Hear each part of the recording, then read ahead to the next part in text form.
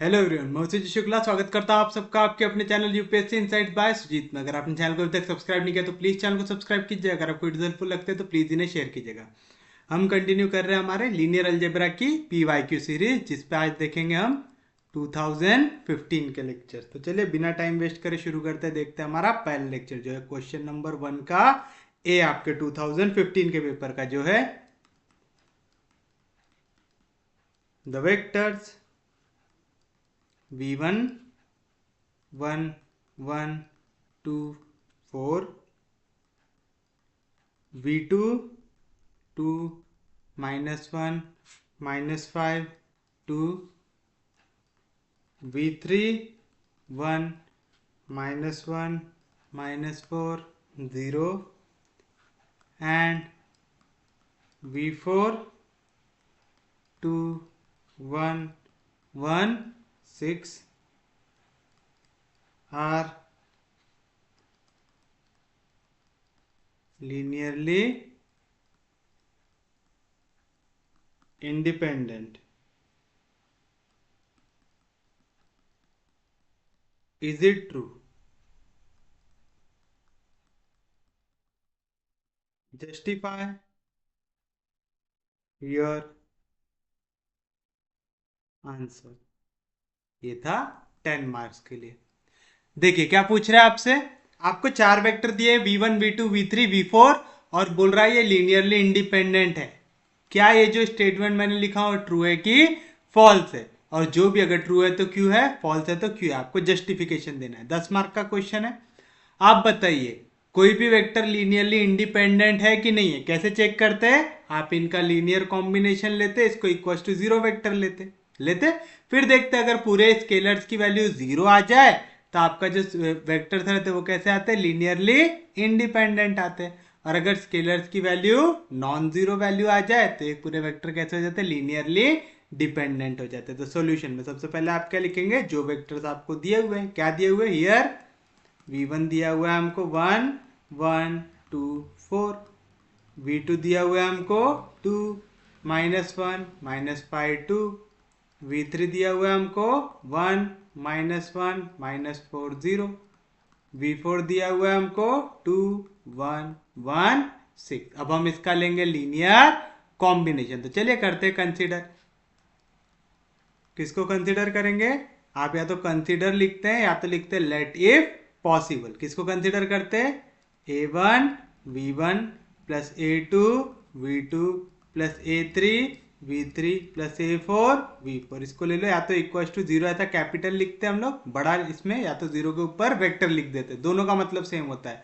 बड़ा जीरो भी zero vector represent करता है और जीरो के ऊपर बार भी जीरो वेक्टर रिप्रेजेंट करता है। वेयर आपका a1 a2 a3 and a4 ये क्या है, सबके सब आर स्केलर्स है। चलिए सब्स्टिट्यूट कर दीजिए वैल्यू। तो क्या आएगा, a1 v1, क्या है v1 की वैल्यू 1 1 2 4, प्लस a2 v2, क्या है v2 की वैल्यू 2 -1 -5 2, प्लस a3 v3, क्या है v3 की वैल्यू 1 -1 -4 0, प्लस a4 v4, क्या है v4 की वैल्यू 2 1 1 6।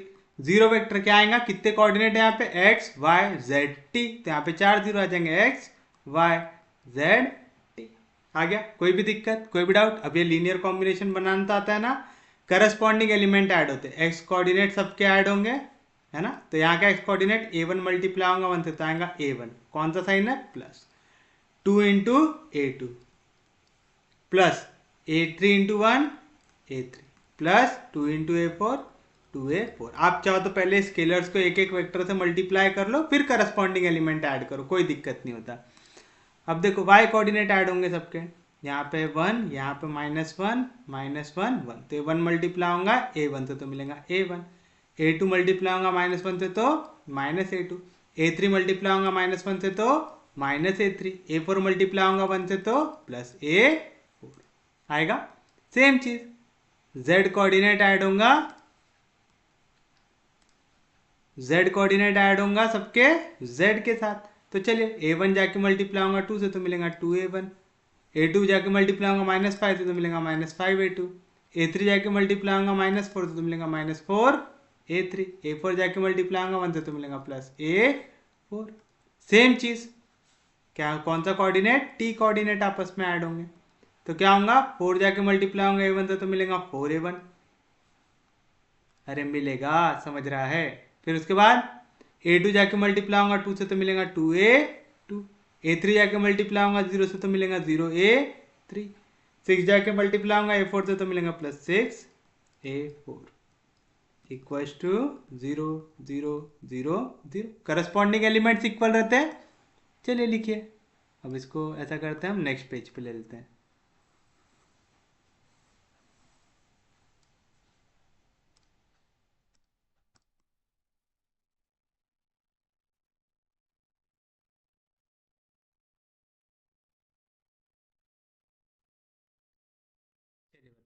एक्स कोऑर्डिनेट इक्वल रहेगा, एक्स कोऑर्डिनेट से यानी A1 + 2A2 + A3 + 2A4 ये इक्वल रहेगा। कैसे, एक्स कोऑर्डिनेट क्या है यहाँ पे 0, वाई कोऑर्डिनेट इक्वल रहेगा वाई से तो A1 - A2 - A3 + A4 ये भी इक्वल रहेगा 0 से, 2A1 - 5A2 - 4A3 + A4 ये भी इक्वल रहेगा 0 से। समझ रहा ना, एक्स कोऑर्डिनेट इक्वल है एक्स से, वाई कोऑर्डिनेट इक्वल है वाई से, जेड कोऑर्डिनेट इक्वल है जेड से, और टी कोऑर्डिनेट इक्वल है टी से। तो 4A1 + 2A2 + 0A3 + 6A4 इसकी वैल्यू आ जाएंगी 0। फिर इनको कौन से फॉर्म में लिखते हैं आप, मैट्रिक्स फॉर्म में। तो आप लिखेंगे writing.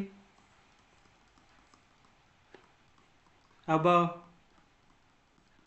Equation in matrix form we get, क्या मिलेगा आपको, मैट्रिक्स फॉर्म मेंशन कर दो यहीं पे, matrix form that is Ax equals to B, लेकिन यहाँ पे बी नहीं है, पूरा राइट हैंड साइड क्या है 0 तो आएगा, Ax इक्वल्स टू 0, यानी कौन सा सिस्टम बन गया ये, होमोजीनियस सिस्टम। याद आ रहा है, तो चलिए बताइए क्या मिलेगा, A यानी पूरे के कोऑर्डिनेट क्या है 1 1 2 4 है ना, पूरे A1 के कोऑर्डिनेट पहले लिखे, फिर A2 के कोऑर्डिनेट लिखो, क्या है 2 -1 -5 2, फिर पूरे A3 के 1 -1 -4 0, फिर पूरे A4 के 2 1 1 6। उसके बाद कौन सा है यहाँ पे variable, A1 A2 A3 A4 is equal to क्या है, कांस्टेंट वैल्यू 0 0 0 0 आएगा।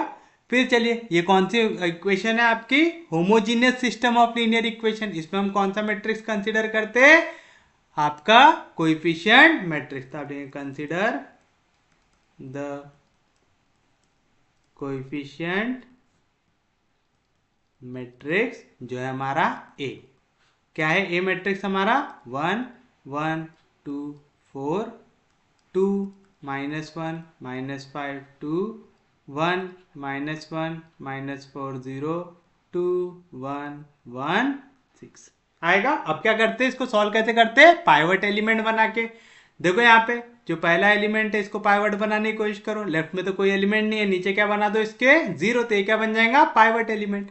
तो R2 changes to R2 - R1, यहाँ पे 2 को सब्ट्रैक्ट करना है, तो R3 changes to R3 - 2 times R1, R4 के लिए R4 changes to R4 - 4 times R1, तो क्या मिलेगा, matrix A is equivalent to, पहले रो में कोई चेंज नहीं 1 2 1 2, यहाँ पे 1 - 1 0 -1 - 2 -3 -1 - 1 -2 1 - 2 -1, यहाँ पे 2 से मल्टीप्लाई करना, 2 - 2 0 -5 -2 2 जार 4 तो आएगा -9 -4 -2 कितना आएगा -6, और 1 -4 कितना आएगा -3।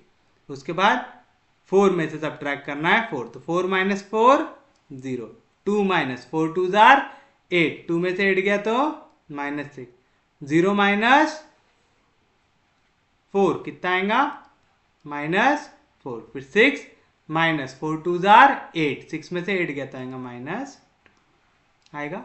कोई भी दिक्कत, कोई भी डाउट, पक्के में समझा, सच में समझा। तो अब हमारा ये 1 तो बन गया पाइवट एलिमेंट, क्योंकि लेफ्ट में कोई एलिमेंट नहीं, नीचे पूरे हो गए 0। अब नेक्स्ट नंबर जो है आपका नॉन जीरो एलिमेंट जो सेकेंड रो में आपको दिख रहा है, कौन सा दिख रहा है ये, इसको पाइवट बनाओ। कैसे बनाते, लेफ्ट में जो एलिमेंट है 0, नीचे जो आ रहे हैं उनको बना दो 0। -3 के नीचे क्या बनाना है 0। कैसे बनाओगे R3 चेंजेस टू, देखो दोनों में कितने का फर्क है 3 का, और दोनों के साइन सेम है तो आपको माइनस करना पड़ेगा, तो आप लिखेंगे R3 changes to R3 minus 3 times R2। समझा ना, माइनस इंटू माइनस क्या हो जाएगा प्लस, 3 3 9 कट जाएगा पूरा।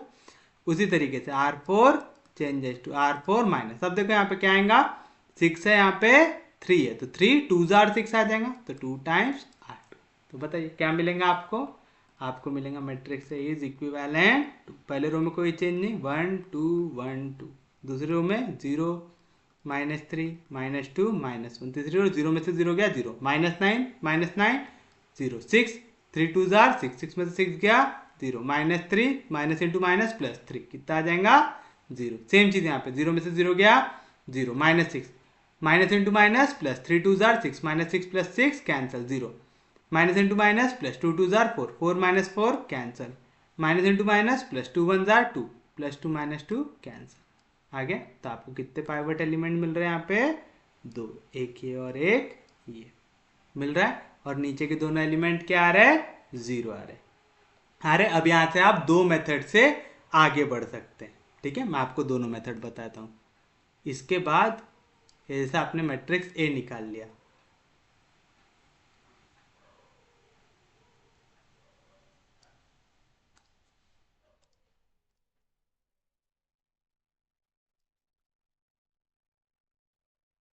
इसके बाद आप कितनी मेथड से आगे बढ़ सकते हैं, दो मेथड से। इसके बाद जो आप मेथड 1 यूज कर सकते हैं जिससे जल्दी आंसर आएगा, ठीक है।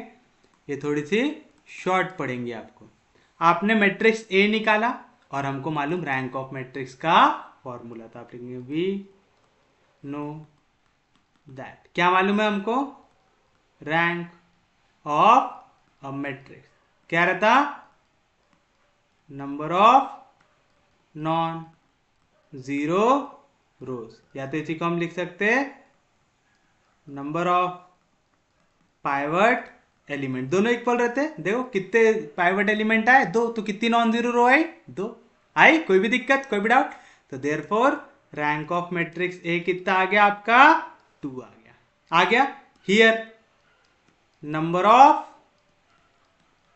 वेरिएबल्स कितने थे, कितने वेरिएबल थे यहाँ पे a1 a2 a3 a4, कितने वेरिएबल है यहाँ पे 4, तो नंबर ऑफ वेरिएबल्स कितने आए 4, तो rank of A number of variable से इक्वल है कि छोटा है, छोटा है, तो आप लिखेंगे therefore rank of A is less than number of variables आएगा। और जब भी ऐसा हो कि rank of A is less than number of variables, तब आपका सिस्टम ऑफ लीनियर इक्वेशन का कैसा सॉल्यूशन होता है, नॉन ट्रिवियल या नॉन जीरो सॉल्यूशन। तो आप लिखेंगे therefore the given system of linear equations have, आप चाहो तो गिवन सिस्टम ऑफ होमोजीनस भी मेंशन कर सकते हैं यहाँ पे, given system of homogeneous equation have non trivial, या तो आप इसी को ब्रैकेट डाल के लिख दो, और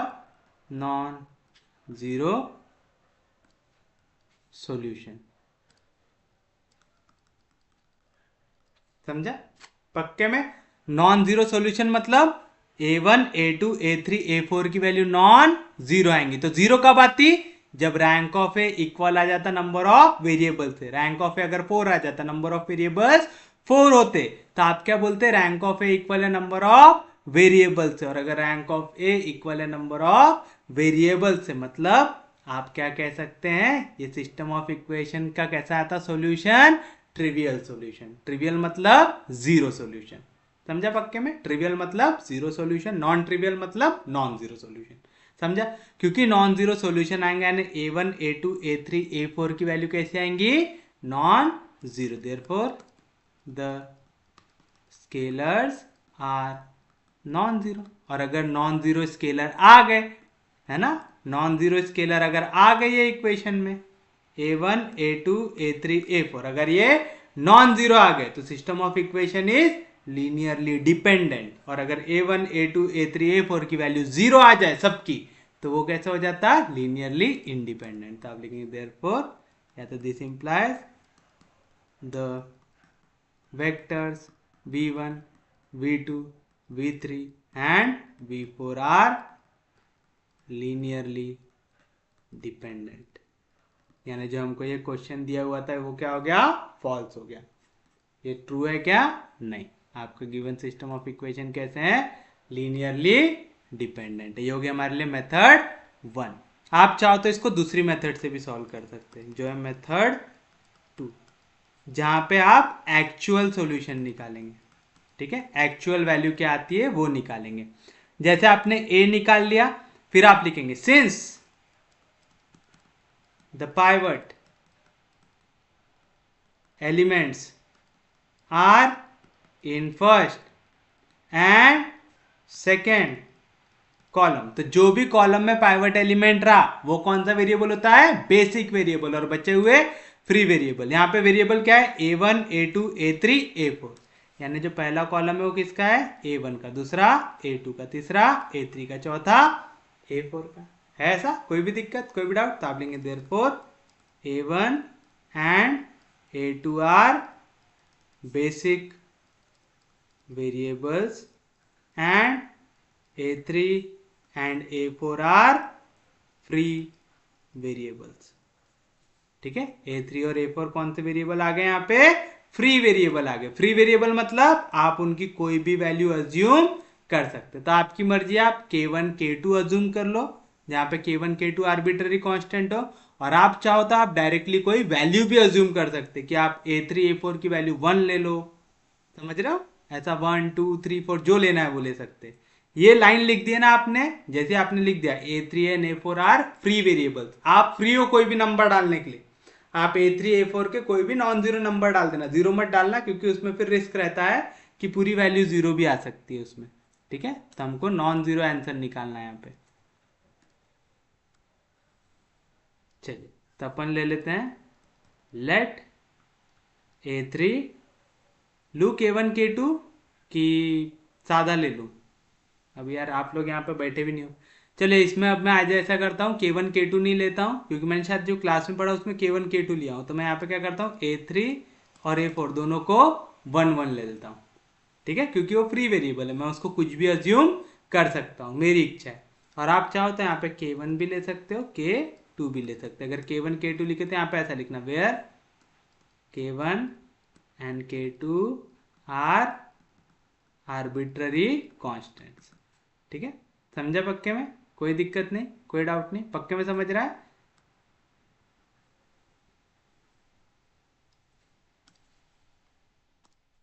मैं यहाँ पे ले लेता हूँ दोनों की वैल्यू 1 और 1, तो a3 को भी 1 ले लिया मैंने, a4 को भी 1 ले लिया। तो चलिए बताइए क्या मिलेगा मेरे को, equivalent system of linear equation is the equivalent system of linear equation is, क्या आएगा, चलिए a1 से मल्टीप्लाई होगा 1, a2 से 2, a3 से 1, a4 से 2, तो आएगा a1 plus 2a2 plus a3 plus 2a4। तो a1 plus 2a2 plus a3 plus 2a4, right hand side क्या आएगा, 0, इक्वेशन नंबर 1। और दूसरी इक्वेशन क्या बनेगी, 0a1 लिखने की जरूरत नहीं, तो -3a2 -2a2 -1a4 equals to 0, तो आएगा -3a2 -2a3 -a4 equals to 0। आ गया, कोई भी दिक्कत, कोई भी डाउट, यहाँ पे वैल्यू थोड़ा सा देख के डालना, एक भी जगह पे अगर हमारा गलती से भी ध्यान हटाना तो आंसर गलत हो जाता है। चलिए बताइए, पुट करो, put a3 equal to 1 a4 equal to 1 in equation 2, क्या मिलेगा आपको, -3a2 -2 इंटू 1 2 -1 इक्वल्स टू 0, तो -3a2 की वैल्यू क्या आएंगी, -2 -1 -3, इधर गया तो +3, तो a2 की वैल्यू क्या आएंगी, 3/-3 यानी आ जाएंगी -1। कोई भी दिक्कत, कोई भी डाउट, a2 की भी वैल्यू आ गई, सब्सटीट्यूट कर दो इक्वेशन नंबर 1 में, तो आप लिखेंगे put A2 equals to -1, A3 equals to 1, A4 equals to 1 in equation 1। चलिए बताइए क्या मिलेगा आपको। A1 प्लस 2A2 तो -1 इंटू 2 क्या आएगा -2 प्लस A3 की भी वैल्यू 1 है, A4 की भी वैल्यू 1 है तो आएगा 1 प्लस 2 इक्वल्स टू 0। +2 -2 कैंसिल तो यहाँ पे +1 उधर जाएगा तो -1 तो A1 की वैल्यू क्या आ गई -1 तो आपको मिला therefore A1 equals to -1, A2 equals to -1, A3 equals to 1, A4 equals to 1 is the required solution. और यहाँ पे A1 A2 A3 A4 क्या थे स्केलर्स थे तो आप लिखेंगे as the scalars are non zero. Scalar कैसे आ गए नॉन जीरो स्केलर। जब भी नॉन जीरो स्केलर आए तो आपके वेक्टर कैसे होते हैं लीनियरली डिपेंडेंट तो आप लेंगे therefore the vectors v1 v2 v3 and v4 are linearly dependent. समझा। कोई भी दिक्कत कोई भी डाउट तो आपकी मर्जी, आपको जो मेथड आसान लगे आप वो मेथड से आगे जाइए। कोई भी दिक्कत कोई भी डाउट पक्के में समझा सच में समझा किसी को कोई दिक्कत नहीं कोई डाउट नहीं। तो चलिए अब हम बढ़ते हैं हमारे नेक्स्ट क्वेश्चन की ओर जो है क्वेश्चन 1 का B. reduce the following matrix to row echelon form and hence find its rank। जहाँ पे आपको मैट्रिक्स दिया हुआ है 1 2 3 4 2 1 4 5 1 5 5 7 8 1 14 17 और ये क्वेश्चन पूछा है आपके लिए 10 मार्क्स के लिए। चलिए बताइए क्या रहती है आपकी फर्स्ट स्टेप। पहले तो ये मैट्रिक्स है गुमनाम, इसको एक नाम दीजिए तो हम लिख लेंगे मैट्रिक्स ए। तो सॉल्यूशन में फर्स्ट स्टेप क्या आएंगे आपकी let A is equal to 1 2 3 4 2 1 4 5 1 5 5 7 8 1 14 17। क्या करना है आपको बोल रहा है इसको रो एक्लॉन फॉर्म में लेके आओ। मतलब जैसा आप पाइवट एलिमेंट बनाते थे ना वैसा पाइवट एलिमेंट बनाइए। कैसे बनाते हैं चलिए बताइए। पाइवट एलिमेंट अब तो आना चाहिए। पहले क्या देखना सबसे पहला एलिमेंट लेफ्ट में कोई भी एलिमेंट नहीं है नीचे पूरे क्या बना दो जीरो बना दो। कैसे बनाते R2 changes to R2 minus 2 times R1 है ना। 2 में से 2 गया तो 0 हो जाएगा। 1 में से 1 जाना चाहिए तो आएगा R3 changes to R3 minus R1 और यहाँ पे 8 है तो 8 में से जब 8 जाएगा तो आएगा तो R4 changes to R4 minus 8 times R आएगा।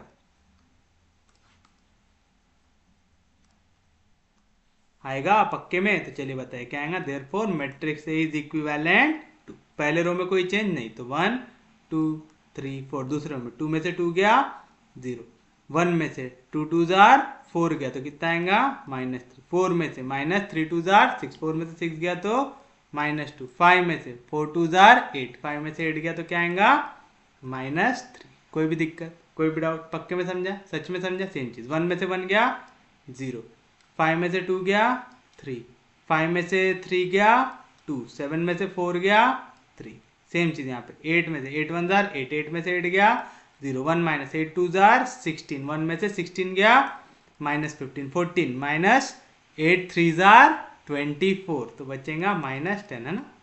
14 माइनस 8 3 जार 24 हाँ -10 17 माइनस 8 4 जार 32 तो कितना बचेगा 15 है ना।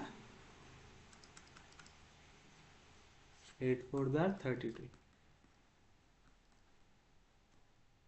1 हाँ 15 बचेगा -15 क्योंकि बड़े नंबर का साइन डालते ये चीज समझा ना पक्के में? किसी को कोई दिक्कत नहीं, कोई डाउट नहीं?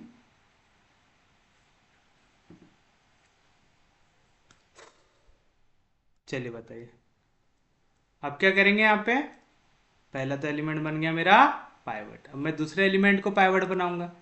ये बन गया मेरा पाइवट। अब दूसरी रो में जो भी पहला नॉन जीरो एलिमेंट दिखेगा, ये दिख रहा है, इसको बनाएंगे पाइवट। कैसे? लेफ्ट में तो जीरो है, नीचे जो भी एलिमेंट आ रहा है उसको क्या बना दो? जीरो बना दो। कैसे करेंगे? R3 चेंजेस टू R3, यहाँ पे -3 +3 जीरो बन जाएगा। तो चलो दोनों का ऐड करना था, R3 + R2 कर लो। और R4 चेंजेस टू, देखो यहाँ पे -15 है, -15 है, यानी दोनों को सब्ट्रैक्ट करना पड़ेगा। सेम साइन है ना, तो सब्ट्रैक्ट करना पड़ेगा। और 3 5 जार 15 बनता है, तो यानी इसको कैसे मल्टीप्लाई करना पड़ेगा? 5 से। तो R4 changes to R4 -5 times R। चलिए बताइए क्या मिलेगा आपको? Therefore matrix A is equivalent to, पहले रो में कोई चेंज नहीं, 1 2 3 4, दूसरे में कोई चेंज नहीं, 0 -3 -2 -3 आया। 0 में से 0 गया 0, 3 में से 3 -3 गया, 3 + -3 0, -2 + 2 0, -3 + 3 0, 0 में से 0 0, minus into minus plus, 5 3 jar 15, +15 -15 cancel, 5 2 jar 10, minus into minus plus, +10 -10 cancel, minus into minus plus, 5 3 jar 15, +15 -15 cancel. बन गए दोनों पाइवट एलिमेंट? बन गया। कौन से फॉर्म में आ गए? Row echelon form. तो आप लिखेंगे which this is in row echelon form. ये चीज समझा ना? रो एक्लॉन फॉर्म क्या रहता? रो ऑपरेशंस लगाने के बाद जो भी आपका मैट्रिक्स बनता है वो कौन से फॉर्म में आता है? रो एक्लॉन फॉर्म। या तो सादा इसी को हम एक्लॉन फॉर्म भी बोलते हैं, लेकिन पेपर में अगर रो एक्लॉन फॉर्म मेंशन किया तो आप भी रो एक्लॉन फॉर्म लिखेंगे। समझा आया तक? किसी को कोई दिक्कत नहीं, कोई डाउट नहीं? तो आपको यहाँ पे मिल गया इसका रैंक। कैसे निकालते रैंक? वी नो दैट, क्या मालूम है आपको? रैंक ऑफ अ मैट्रिक्स क्या रहता? Equals to number of pivot elements, या तो इसी को हम क्या बोल सकते हैं? Equals to number of non zero rows. चलो therefore rank of matrix A कितना आएगा? कितने पाइवट एलिमेंट है यहाँ पे? 2। कितने नॉन जीरो रो है यहाँ पे? 2। नीचे की दोनों रो में पूरे एलिमेंट क्या है? 0। तो क्या है रैंक ऑफ मैट्रिक्स है? 2। तो आप देख रहे हैं कित्तू सा क्वेश्चन था, और आया कितने मार्क के लिए? 10 मार्क के लिए। तो जो भी बच्चों को ये लगता है कि सर अपन लोग इतने बड़े बड़े आंसर लिख रहे हैं, हमको स्पेस पूरेंगी क्या लिखने पर? यार पूरेंगी आपको स्पेस। क्यों? जहाँ पे आपको बड़े क्वेश्चन देता है ना इन्विजिलेटर, वहीं पे जो एग्जामिनर है वो आपको अगर बड़े क्वेश्चन पेपर सेट करने में दे रहा है, तो वो ऐसे छोटे क्वेश्चंस भी देगा ताकि आपको स्पेस पूरी पढ़ पाए। वो जानबूझ के आपको ऐसे क्वेश्चन नहीं पूछेगा कि इतना बड़ा वाला पूछा है जहाँ पे कैरेक्टरिस्टिक इक्वेशन निकालना है हमको, characteristic eigen value, eigen vector, ये वाले क्वेश्चंस बहुत बड़े होते हैं जिनमें आइगन वेक्टर निकालना रहता है। तो जब भी आपको आइगन वेक्टर पूछेगा ना, आपको ऐसे छोटे क्वेश्चंस भी पूछेगा ताकि ये छोटे में सॉल्व हो जाए, वाले क्वेश्चन थोड़े बड़े में सॉल्व हो जाए, आप पूरा अटेम्प्ट कर पाओ। आपको हमेशा स्पेस मिलती है, स्पेस का टेंशन लेके बैठना नहीं। और आप पेपर का ऐसा पार्टीशन करके भी लिख सकते हो, थोड़ा सा छोटी राइटिंग में, थोड़ा सा छोटी। हाँ, एकदम ऐसी मत लिख देना कि बस पढ़ना ही ना हो सामने वाले को। चलिए हम देखते हैं हमारा नेक्स्ट क्वेश्चन, जो है क्वेश्चन 2 का ए, जो कह रहा है if matrix A is equal to 1 0 0 1 0 1 0 1 0,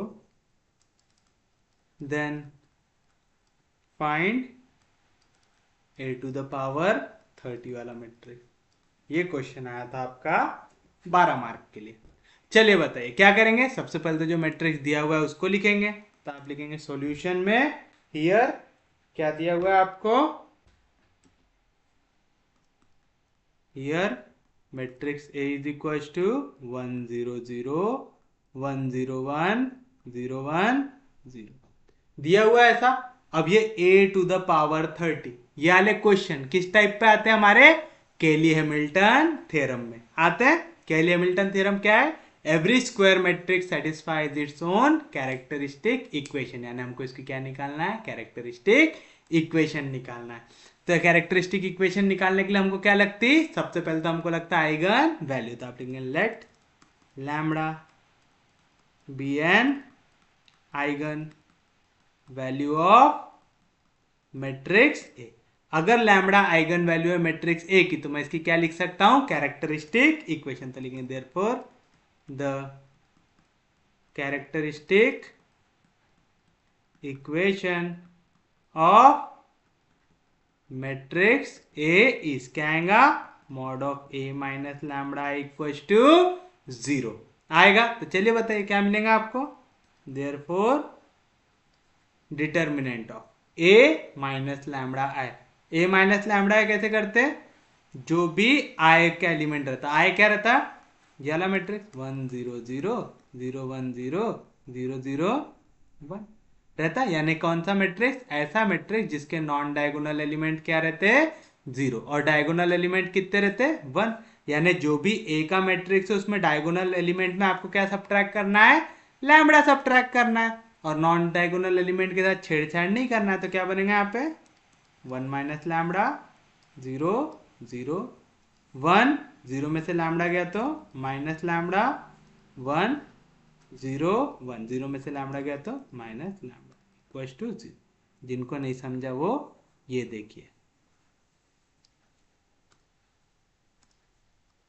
देखो ये हमारे लिए हमारा मैट्रिक्स है, मेरे को क्या निकालना है, ए माइनस लैम्बडा है निकालना है। क्या है मेरा मैट्रिक्स है 1 0 0 1 0 1 0 1 0 माइनस लैम्बडा टाइम्स मैट्रिक्स आई। मैट्रिक्स आई क्या है 1 0 0 0 1 0 0 0 1। आपको याद है ना, मैट्रिक्स में भी करस्पॉन्डिंग एलिमेंट ऐड और सब्ट्रैक्ट होते हैं। पहला एलिमेंट क्या है यहाँ पे 1, यहाँ पे क्या है 1, लेकिन वो काय से मल्टीप्लाई होगा, माइनस लैम्बडा से। तो माइनस लैम्बडा इंटू 1 क्या आएगा, माइनस लैम्बडा। यहाँ पे दूसरा एलिमेंट क्या है 0, तो आएगा 0 माइनस माइनस लैम्बडा मल्टीप्लाई होगा 0, तो माइनस लैम्बडा इंटू 0 कितना आएगा 0। तीसरा element 0 minus lambda into 0 minus 0 आएगा। सेम चीज यहाँ पे भी, यहाँ पे 1 माइनस लैम्बडा इंटू 0 0, यहाँ पे 0 minus lambda into 1 minus lambda 1 minus lambda into 0 minus 0 0 minus lambda into 0 0 1 minus lambda into 0 1 minus 0 0 minus lambda, तो आएगा 0 माइनस लैम्बडा। तो 1 में से लैम्बडा गया 1 माइनस लैम्बडा, फिर 0 0 1 माइनस लैम्बडा 1 0 1 माइनस लैम्बडा। तो हमको समझने के लिए ये चीज़ तो अच्छी है, जब मैं आपको पढ़ा रहा हूँ मैं ये चीज़ आपको समझा सकता हूँ ऐसे, बट जब आप पेपर में कर रहे हो तो आप ऐसा टाइम वेस्ट करोगे क्या, नहीं। आपको अब क्या आ जाना चाहिए, अब आप क्या वाला टॉपिक पढ़ चुके हो। अब अगर एक बार पढ़ चुके हो तो आपको ये चीज़ समझ जानी चाहिए कि ए माइनस लैम्बडा आई का मतलब क्या है, आइडेंटिटी मैट्रिक्स को लैम्बडा से मल्टीप्लाई करना है। तो हमको मालूम है आइडेंटिटी मैट्रिक्स कौन सा रहता, ऐसा जिसका नॉन डायगोनल एलिमेंट कितना आता, 0 आता। तो चलो नॉन डायगोनल एलिमेंट में सब्ट्रैक्शन में कुछ भी होगा क्या, नहीं। तो यहाँ पे मैट्रिक्स ए के नॉन डायगोनल एलिमेंट को एज इट इज लिख दिया, और डायगोनल एलिमेंट में क्या सब्ट्रैक्ट हो जाएगा, लैम्बडा, क्योंकि माइनस लैम्बडा इंटू आई है। तो माइनस लैम्बडा कहाँ पे सब्ट्रैक्ट करना है, सिर्फ और सिर्फ डायगोनल पे, और नॉन डायगोनल एलिमेंट को उनके आल पे छोड़ देना। तो चलिए बताए अब क्या करेंगे, इनको सॉल्व कर लेते हैं। मैट्रिक्स सॉल्व करना आता है ना, पहला एलिमेंट एज इट इज था 1 माइनस लैम्बडा। अब आपने पहले एलिमेंट की बात की तो आप क्या करेंगे, फर्स्ट रो और फर्स्ट कॉलम को नहीं देखेंगे, क्योंकि यहाँ पे था हमारा पहला एलिमेंट। तो क्या होगा, ये आपस में क्रॉस होंगे value, minus lambda into lambda क्या मिलेगा, लैम्बडा का स्क्वायर है ना, minus into minus plus lambda into lambda, lambda का स्क्वायर, फिर कौन सा साइन आता, माइनस 1 इंटू 1 1 हो जाएगा। कोई भी दिक्कत, कोई भी डाउट, समझा पक्के में, सच में समझा। उसके बाद क्या करते, माइनस साइन के साथ दूसरा एलिमेंट लिखते, तो माइनस 0 इंटू, अब देखो यार 0 आ गया यहाँ पे एलिमेंट, 0 से तो आप किसी को भी मल्टीप्लाई करोगे आंसर क्या आएगा 0, तो निकाल के टाइम वेस्ट करेंगे क्या, नहीं। फिर उसका तीसरा एलिमेंट किसके साथ आता, प्लस साइन के साथ, फिर से अगला एलिमेंट क्या है 0। अब फिर से 0 को लेके आप टाइम वेस्ट करोगे क्या, नहीं करोगे, आपको समझ गया, ये वाला एलिमेंट छोड़ना पड़ता है, ये वाला एलिमेंट, तो ये क्रॉस होगा। लेकिन क्योंकि ये 0 से मल्टीप्लाई आंसर क्या आएगा 0, तो मैं इतना बेवकूफ हूँ क्या उसको निकालते बैठूंगा, नहीं, इक्वल्स टू 0 लिख दूंगा। तो बताइए क्या मिला मेरे को यहाँ से मिलेगा 1 minus lambda into lambda square minus 1 equals to 0। कोई भी दिक्कत, कोई भी डाउट? समझा पक्के में? सच में समझा? पक्के में समझा? किसी को कोई दिक्कत नहीं, कोई डाउट नहीं, सबको समझ रहा, पक्के में समझ रहा? तो चलिए, हमको यहाँ पे क्या निकालना है वैसे? a⁻30 की वैल्यू निकालना है। चलिए, इसको हमको इस फॉर्म में रख के कोई मतलब है क्या? नहीं। वैसे देखो, यहाँ से आपको एक चीज सीख लेना है। क्या सीख लेना है? यहाँ पे एक ब्रैकेट क्या बन रहा है? 1 माइनस लैम्बडा, यानी लैम्बडा की एक वैल्यू क्या आने वाली है? 1 आने वाली है। आने वाली है। चलिए अब इसको कर लेते हैं सॉल्व। तो क्या मिलेंगे यहाँ पे? ये पहले 1 जाके मल्टीप्लाई होगा लैम्बडा स्क्वायर, तो 1 into lambda square plus into minus minus 1 1 जार 1, फिर माइनस लैम्बडा जाके मल्टीप्लाई होगा minus lambda into lambda square minus lambda cube minus into minus plus lambda into 1 lambda equals to 0। चलिए माइनस साइन से multiply कर लेते ताकि क्यूब वाली वैल्यू पॉजिटिव हो जाए। तो हो जाएगा लैम्बडा क्यूब, ये हो जाएगा माइनस लैम्बडा स्क्वायर, ये हो जाएगा minus lambda minus into minus plus lambda equals to 0। Equation number. समझा कैसे निकाले आपने? ये वैल्यू है, राइट हैंड साइड में क्या है? 0 है। क्यूब वाली वैल्यू को हम पॉजिटिव बना लेते, तो मैंने सबको काय से मल्टीप्लाई कर दिया? माइनस साइन से, तो माइनस था, अब हो गया प्लस। ये वाली वैल्यू फिर स्क्वायर वाली लिखा, ये प्लस था, ये हो गया माइनस। फिर पावर 1 वाली लिखा, ये प्लस था, हो गया माइनस। फिर कांस्टेंट लिखा है -1 था, हो गया +1 इक्वल्स टू 0। हो गया, कोई दिक्कत नहीं, कोई डाउट नहीं। अब हम यहाँ पे यूज करेंगे कैली हैमिल्टन थ्योरम। फिर आप लिखेंगे बाय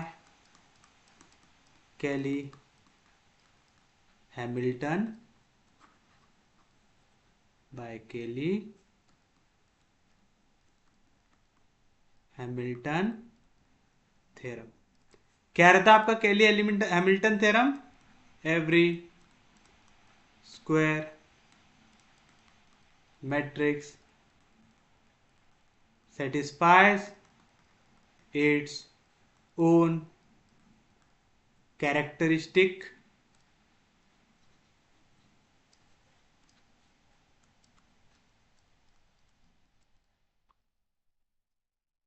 इक्वेशन। ठीक है, यानी आपका जो भी स्क्वायर मैट्रिक्स है, जैसे देखो यहाँ पे 3 रो है 3 कॉलम है, तो 3x3 का है, ऐसे मैट्रिक्स को हम क्या बोलते हैं? Square matrix. और हर एक स्क्वायर मैट्रिक्स अपनी कैरेक्टरिस्टिक इक्वेशन को सेटिस्फाई करता है। मतलब जो भी वहां पे लैम्बडा है, आप लैम्बडा की जगह क्या डाल सकते हैं? मैट्रिक्स का नाम। यहाँ पे लैम्बडा की जगह आप क्या डाल सकते हैं? ए डाल सकते हैं। तो चलिए हमारी इक्वेशन क्या बनेगी? यहाँ पे था लैम्बडा क्यूब, तो आ जाएगा ए क्यूब माइनस फिर क्या था? लैम्बडा स्क्वायर, आ जाएगा ए स्क्वायर माइनस क्या था? लैम्बडा, तो आ जाएगा माइनस ए आएगा। अब देखो यहाँ पे प्लस क्या है? 1 है। लैम्बडा क्या रहता है? आइगन वैल्यू रहता है, एक कांस्टेंट वैल्यू। तो कांस्टेंट वैल्यू के साथ क्या ऐड हो रहा था यहाँ पे? 1, जो एक कांस्टेंट नंबर है। But A cube A square A, ये क्या है? एक मैट्रिक्स है, तो मैट्रिक्स के साथ क्या ऐड होना चाहिए? एक मैट्रिक्स ऐड होना चाहिए, ऐसा मैट्रिक्स जिसकी वैल्यू हम 1 के तौर पे लिख सके। तो हम इसको लिखेंगे प्लस आई इक्वल्स टू 0। समझा? पक्के में आपको हमेशा उसको काय से डिनोट करना है? आई से डिनोट करना है। अब हमको काय की वैल्यू चाहिए? a⁻30 की। जो भी कांस्टेंट वैल्यू रही ना, अगर वहां पे +3 रहता तो मैं उसको लिखता +3i। समझ रहे हैं ना? आपको आई लिखना पड़ता है क्योंकि यहाँ पे मैट्रिक्स को ऐड कर रहे हैं। अब हमको चाहिए a⁻30 की वैल्यू। काय की वैल्यू चाहिए? a⁻30 की। तो हम इससे a⁻30 बनाने की कोशिश करेंगे। कैसे? देखो ए क्यूब जैसा था वैसे, यहाँ पे माइनस ए स्क्वायर, इधर गया तो प्लस ए स्क्वायर, यहाँ पे माइनस है, इधर गया तो प्लस है, यहाँ पे प्लस है, इधर गया तो माइनस है। ये हो गया हमारे लिए इक्वेशन नंबर 3। कोई भी दिक्कत, कोई भी डाउट? अब हमेशा क्या कोशिश करना? यहाँ पे एक इवन पावर बनाने की। ठीक है, अब कैसे बनाएंगे इवन पावर? यहाँ पे क्या है? 3 दिख रहा है मेरे को। अब मैं क्या करूंगा? इसको मल्टीप्लाई बाय ए कर दूंगा। ठीक है, क्यों? आप देखो, जब हमेशा ऐसा करना, 1 से पावर बढ़ाना। ठीक है, इवन पावर मैंने कह दिया, लेकिन आपको वहां पे असल में क्या करना पड़ता है? 1 से पावर बढ़ाना पड़ता है। ठीक है, ताकि आप एक रिलेशन बना पाए उनके बीच में। कैसे बनाते? अब 1 से पावर बढ़ाना है, मतलब क्या करना पड़ेगा? ए से मल्टीप्लाई करना पड़ेगा। क्या करना पड़ेगा? ए से मल्टीप्लाई करना पड़ेगा। अब तो आप यहाँ पे प्री मल्टीप्लाई भी कर सकते हो और पोस्ट मल्टीप्लाई भी कर सकते हो। याद रखना हमेशा कितने से पावर को बढ़ाना है? 1 से। तो आप करेंगे pre multiply equation 2 by A, we get, यानी पूरी इक्वेशन को ए से मल्टीप्लाई कर दो। ए क्यूब इंटू ए क्या मिलेगा? ए का power 4 equal to A square into A, क्या मिलेगा ए का cube, plus A into A, क्या मिलेगा ए का square, minus I into A, आप आई से किसी भी मैट्रिक्स को मल्टीप्लाई करो आपको क्या मिलता है, सेम मैट्रिक्स। क्या फायदा हुआ ये करने का, ये फायदा हुआ आपको कि यहाँ पे फिर से क्या बन गया, ए का क्यूब बन गया, जिसकी वैल्यू आपको पता है। समझा, ये फायदा रहता है। याद रखना क्या करना है, सबसे पहली स्टेप कैरेक्टरिस्टिक इक्वेशन निकालो। जो भी कैरेक्टरिस्टिक इक्वेशन आए उसमें जो सबसे बड़ा पावर है उसको इज इक्वल टू के फॉर्म में लिखो, फिर वो पावर को एक से बढ़ाओ, फिर ये जो वैल्यू आती है इसको उस पर कर दो सब्सटीट्यूट। हमेशा यही मेथड से जाते हैं हम लोग। तो चलिए बताइए अब क्या करेंगे, ए क्यूब की वैल्यू को कर दो सब्सटीट्यूट, तो क्या मिलेगा आपको, ए का power 4 equal to A cube, A cube की वैल्यू क्या है, A square plus A minus I, plus A square जैसा था वैसा माइनस ए जैसा था वैसा, कहां से आया, फ्रॉम इक्वेशन नंबर 2 से। समझा क्या किया, समझा ना, ए का पावर 4 जैसा था वैसा, मैंने ए क्यूब की वैल्यू कर दिया यहाँ पे सब्सटीट्यूट किया, ए क्यूब के जगह A square plus A minus I लिखे ऐसा। तो चलिए बताइए क्या मिलेगा आपको, A to the power 4 is equal to A square plus A square, क्या मिला 2a का square plus A minus A cancel, और यहाँ पे क्या बचा, माइनस आई बचा। कोई भी दिक्कत, कोई भी डाउट, समझा पक्के में, सच में समझा, पक्के में समझा। अब इसको दे दो इक्वेशन नंबर 3 दे दिए। अब क्या करना, एक बार ये वाली स्टेप आ गई, फिर इसका निकालना स्क्वायर, क्या करना उसका, क्या निकालना, स्क्वायर निकालना। चलिए कर देंगे, स्क्वायरिंग बोथ साइड्स, क्या करेंगे आप, स्क्वायरिंग बोथ साइड्स। क्यों कर रहे हैं, हम रिलेशन ढूंढने की कोशिश कर रहे हैं। ये स्टेप आ गई, इसके बाद एक और स्टेप करते, क्या है, स्क्वायर निकालते, फिर हम ढूंढते हैं पैटर्न। तो चलिए क्या होगा, ए टू द पावर 4 का भी स्क्वायर हो जाएगा, और यहाँ पे 2a स्क्वायर माइनस आई का भी स्क्वायर हो जाएगा, होगा, कोई भी दिक्कत, कोई भी डाउट, समझा पक्के में। तो चलिए बताइए क्या मिलेंगे, ए टू द पावर 4 का स्क्वायर क्या होगा, ए टू द पावर 8 होगा, कोई भी दिक्कत, कोई भी डाउट, समझा ना। A to the power m to the power n, क्या रहता है, A to the power m into n, तो 4 2 जार 8 आएगा। यहाँ पे क्या होगा, ए स्क्वायर यानी 2 का स्क्वायर 4, ए स्क्वायर का स्क्वायर ए का पावर, फिर उसके बाद minus A B, minus 2a square into I, फिर उसके बाद माइनस बी ए, तो आएगा minus I into 2a square plus B square, आएगा आई का स्क्वायर। समझा ना पक्के में, कोई भी दिक्कत, कोई भी डाउट। याद रखना मैट्रिक्स में आप डायरेक्ट a माइनस बी का होल स्क्वायर डायरेक्टली नहीं लगा सकते, वैसे आए रहा तो आप लगा सकते हैं, जब भी यहाँ पे आए रहा तो आप डायरेक्ट a माइनस बी का होल स्क्वायर लगा सकते हैं। लेकिन अगर आप सबसे अप्रोप्रिएट मेथड देखोगे तो सबसे अप्रोप्रिएट मेथड रहती है कि अगर आप मैट्रिक्स निकाल रहे हो a प्लस बी का होल स्क्वायर, तो आप पहले उसको लिखो a plus B into A plus B. तो चलो पहले a मल्टीप्लाई होगा a से तो मिलेगा a का स्क्वायर, फिर a मल्टीप्लाई होगा b से तो मिलेगा a b, फिर उसके बाद b मल्टीप्लाई होगा a से तो मिलेगा b a, फिर प्लस b मल्टीप्लाई होगा b से तो मिलेगा b स्क्वायर। असल में ऐसा निकालते हैं उसको, ठीक है। तो ये चीज समझा आपने, क्या किया, सेम चीज जब आप a माइनस बी का करोगे तो क्या मिलेगा आपको, a माइनस बी का होल स्क्वायर लेंगे तो a minus B into A minus B. तो चलिए ए मल्टीप्लाई होगा ए से तो मिलेगा ए स्क्वायर, फिर ए मल्टीप्लाई होगा माइनस बी से तो मिलेगा माइनस ए बी, फिर माइनस बी मल्टीप्लाई होगा ए से तो मिलेगा माइनस बी ए, फिर minus into minus plus b multiply होगा बी से तो मिलेगा बी स्क्वायर। समझा कैसा है, पक्के में समझा। जब भी आए रहा ना तो आपको ये टेंशन लेने की जरूरत नहीं, आप डायरेक्ट लगा सकते हैं ए माइनस बी का whole square is equal to A square minus 2ab plus B square, क्योंकि आय से जब भी एक मैट्रिक्स मल्टीप्लाई होता है तो आपको क्या मिलता है, सेम मैट्रिक्स मिलता है। कोई भी दिक्कत, कोई भी डाउट। तो चलिए बताइए क्या मिलेगा आपको, a to the power 8 is equal to 4a का पावर 4, आय से एक मैट्रिक्स को मल्टीप्लाई करूंगा तो सेम मैट्रिक्स तो मिलेगा माइनस 2a स्क्वायर, आय से मल्टीप्लाई करूंगा किसी भी मैट्रिक्स को तो आपको मिलेगा सेम मैट्रिक्स तो मिलेगा minus 2a square, plus I square की वैल्यू क्या होती है, आय होती है। समझा, सिंस आप a को i से मल्टीप्लाई करो चाहे i को a से मल्टीप्लाई करो, हमेशा आंसर आता है a, एंड आई स्क्वायर की वैल्यू क्या होती है, i। समझा, कोई भी दिक्कत, कोई भी डाउट। तो क्या मिलेगा यहाँ पे, a to the power 8 is equal to 4 a का पावर 4 -2a² क्या होगा, -4a² प्लस, कोई भी दिक्कत, कोई भी डाउट? अब मेरे पास कोई वैल्यू है क्या? हाँ जी है, मेरे पास a के पावर 4 की वैल्यू है। क्या है a का power 4? 2a² minus i। Substitute कर दो तो क्या मिलेगा, a⁴ is equal to 4 into a का पावर 4। क्या है a का power 4? 2a² minus i minus 4a² plus i। चलिए बताइए क्या मिलेगा आपको, 4 2 जार 8 a का power 2 minus 4 into i -4i minus 4a² plus i। तो क्या आएगा आंसर, 8a² में से 4a² गया तो बचेगा 4a² minus 4i plus i, कितना आएगा, -3i। आ गया, इसको दे दो इक्वेशन नंबर 4। ये काय की वैल्यू होगी, a के पावर 8 की हुई। अब देखो मैं इनको एक जगह पे कर लेता हूं और फिर हम इनको करेंगे कंपेयर।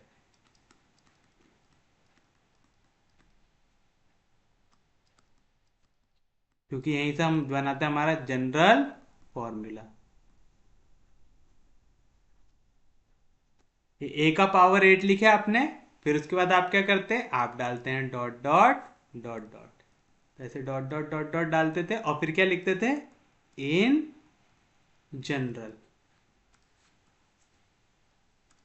In general. मतलब अगर हम एक रैंडम वैल्यू के लिए कोई भी पावर हो निकालना चाहे तो कैसे निकालेंगे। अब यहाँ पे ढूंढो पैटर्न।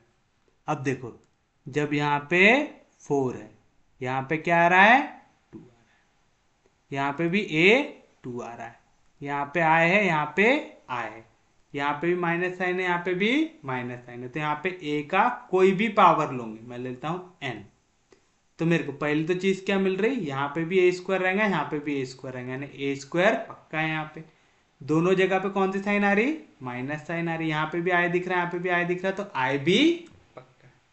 अब दूसरी चीज क्या ऑब्जर्व कर रहा मैं, जब यहाँ पे 4 है, यहाँ पे आ रही वैल्यू, यहाँ पे 8 है, यहाँ पे वैल्यू आ रही 4, यानी यहाँ पे जो भी पावर है उसका हाफ हो रहा है ना। तो अगर यहाँ पे n है तो यहाँ पे क्या वैल्यू आएंगी, n/2। अरे अब देखो यहाँ पे जब 2 है, यहाँ पे क्या आ रहा, कुछ भी नहीं दिख रहा है, यानी 1 है। यहाँ पे जब 4 है, यहाँ पे क्या दिख रहा, 3 दिख रहा है, यानी यहाँ पे जो भी वैल्यू आएंगी उससे एक कम। यहाँ पे क्या वैल्यू आ रही, n/2, तो उसमें से एक कम कर दो तो आएगा n/2 -1 आएगा। तो इन जनरल क्या बना आपका, जब आप a का पावर लेते हो n तो क्या आपका मैट्रिक्स बनता है, n/2 a² minus n/2 -1 into i। कैसे चेक करना, आपने जो सब्सटीट्यूशन किया वो सही है कि नहीं है, n के जगह रख के देखो 4। चलिए n के जगह 4 रखूंगा तो क्या आएगा, a⁴ इज इक्वल टू 4/2। 4/2 कितना होगा, 2a² माइनस 4/2 हो गया 2, 2 में से 1 गया तो कितना बचेगा, 1, तो -i। बनी वाली इक्वेशन, सेम चीज n के जगह 8 रख के देखो तो क्या आएगा, 8/2, यानी आएगा a का पावर 8, क्या आएगा, n/2, 8/2 कितना आएगा, 4, तो आएगा 4a² माइनस n/2 यानी 4, 4 माइनस 1 कितना आएगा, 3 आए। बना बरोबर। तो क्या बना हमारा formula in general, a⁴ n is equal to n/2 a² minus n/2 -1 into i। पक्के में जमा, सच में जमा, किसी को कोई दिक्कत नहीं। ये फॉर्मूला बनाना सबसे इंपॉर्टेंट पॉइंट है इसका, ठीक है, यह है आपका सबसे इंपॉर्टेंट पार्ट। पक्के में जमेगा सबको, किसी को कोई दिक्कत नहीं, कोई डाउट नहीं। बस अब क्या करना है, जो भी पावर निकालना है आपको, 100 बोल दे, 200 बोल दे, कुछ भी बोल दे, आप वो निकाल सकते हैं। हमको यहाँ पे क्या बोला है, a का पावर 30 निकाल, तो आप करेंगे पुट n इक्वल टू 30, तो जहां जहां n उसकी जगह 30 लिख दो तो आएगा a⁴ इज इक्वल टू, यहाँ पे क्या आएगा 30/2, 30/2 डायरेक्ट 15 लिख दू, ये तो समझ जाएगा सबको। 30/2 यानी 15a², यहाँ पे 30/2 यानी 15, 15 में से बन गया तो 14 आए। कौन सा साइन है दोनों के बीच में, माइनस। अब बस a² की वैल्यू निकालना है और ये वैल्यू आपको मिल जाएंगी, तो मिलेगा 15a²। a² कैसे निकालते, a इंटू a करके, क्या है a की वैल्यू 100 100 101 010 ऐसी है ना, 100 101 010 ए स्क्वायर कैसे निकालते, ए इंटू ए करके, -14 इंटू आई क्या रहता 100 010 010 और अगर ऐसा करना हार्ड जाता है ना तो इसको एक इक्वेशन दे दो और ए स्क्वायर अलग से निकाल लो और फिर यहाँ पे सब्स्टिट्यूट कर दो। चलिए हम ऐसा कर लेते हैं, 15 इंटू मैट्रिक्स मल्टीप्लीकेशन आता है, फर्स्ट रो मल्टीप्लाई होंगे फर्स्ट कॉलम से, तो 1 इंटू 1 1, 0 इंटू 1 0, 0 इंटू 1 0, तो 1 प्लस 0 कितना आ जाएगा 1। फर्स्ट रो सेकेंड कॉलम कितना आएगा 0, फर्स्ट रो थर्ड कॉलम कितना आएगा 0, सेकेंड रो फर्स्ट कॉलम कितना आएगा 1, सेकेंड रो सेकेंड कॉलम कितना आएगा 1, सेकेंड रो थर्ड कॉलम कितना आएगा 0, थर्ड रो फर्स्ट कॉलम कितना आएगा 1, थर्ड रो सेकेंड कॉलम कितना आएगा 0, थर्ड रो थर्ड कॉलम कितना आएगा -14 इंटू 1 0 0 0 1 0 0 0 1। उम्मीद है मैट्रिक्स मल्टीप्लिकेशन सबको आता होगा, जिनको नहीं आता ये वाला पार्ट में अलग से सिखाया था आपको।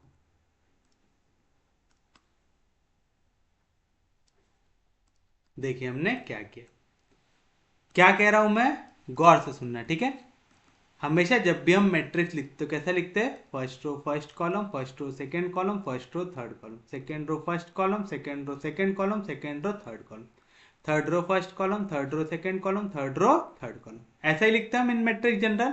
तो चलिए पहला एलिमेंट क्या आएगा, फर्स्ट रो फर्स्ट कॉलम, तो इसकी लो फर्स्ट रो और इसका लो फर्स्ट कॉलम और करस्पॉन्डिंग एलिमेंट को मल्टीप्लाई कर, तो 1 मल्टीप्लाई होगा 1 से, तो 1 1 जार 1, फिर आता प्लस का साइन, 0 मल्टीप्लाई होगा 1 से, तो 0 1 जार 0, 0 मल्टीप्लाई होगा 0 से, तो आएगा 0 0 जार 0। ये क्या हुआ, फर्स्ट रो फर्स्ट कॉलम हुआ।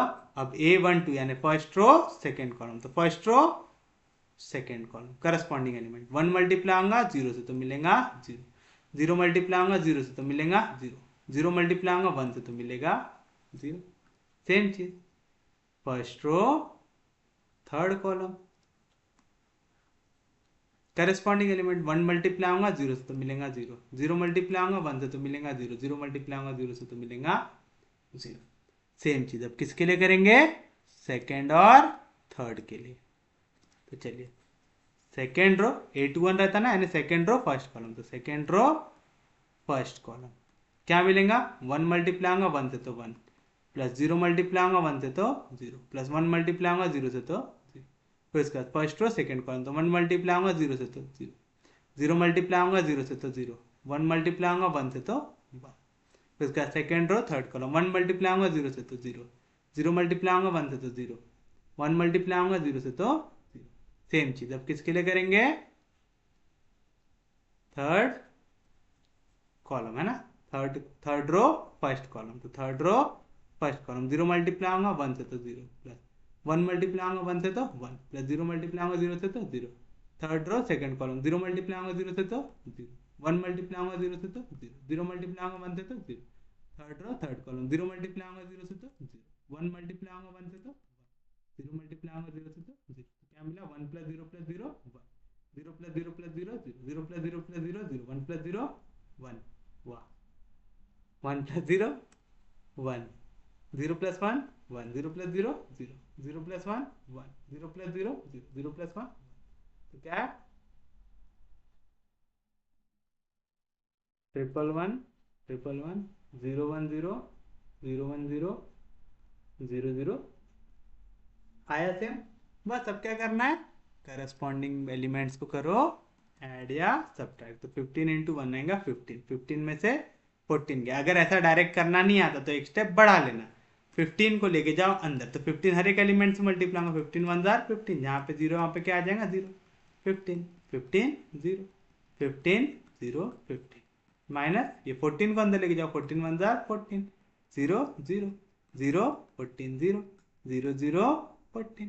बस अब सब ट्रैक करो करस्पॉन्डिंग एलिमेंट और निकाल लो आपका आंसर। 15 में से 14 गया तो आएगा 1, 0 में से 0 गया 0, 0 में से 0 गया 0, 15 में से 0 गया 15, 15 में से 14 गया 1, 0 में से 0 गया 0, 15 में से 0 गया 15, 0 में से 0 गया 0, 15 में से 14 गया 1। This is your final answer. तो हो गया आपकी वैल्यू क्या है कि a⁻30।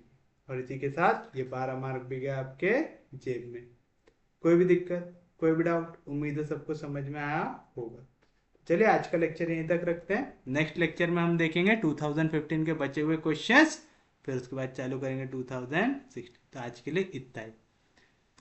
आपको क्या करना है, पढ़ते रहना है, रिवाइज करते रहना है, क्योंकि आपको टॉपिक में फिर से बोल रहा हूँ बहुत स्कोरिंग है मैथ्स ऑप्शनल, हद से ज़्यादा स्कोरिंग है। बस इसको क्या लगता है, प्रैक्टिस लगता है और एक बार अच्छे से टाइम देना है।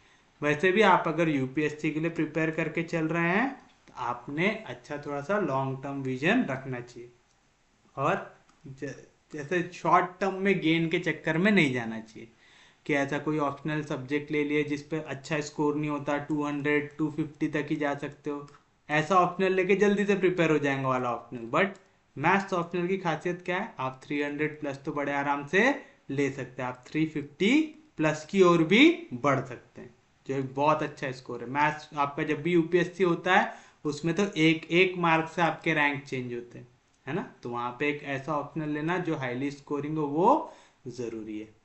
उम्मीद है आपको लेक्चर समझ में आ रहे होंगे। अगर आपको लेक्चर समझ में आ रहे, यूजफुल लग रहे तो प्लीज चैनल को सब्सक्राइब कीजिए, वीडियो को शेयर कर दीजिए। सबसे इंपॉर्टेंट चीज, पढ़ते रहिए, रिवाइज करते रहिए। हम लोग मिलेंगे कल, तब तक के लिए take care, have a nice day.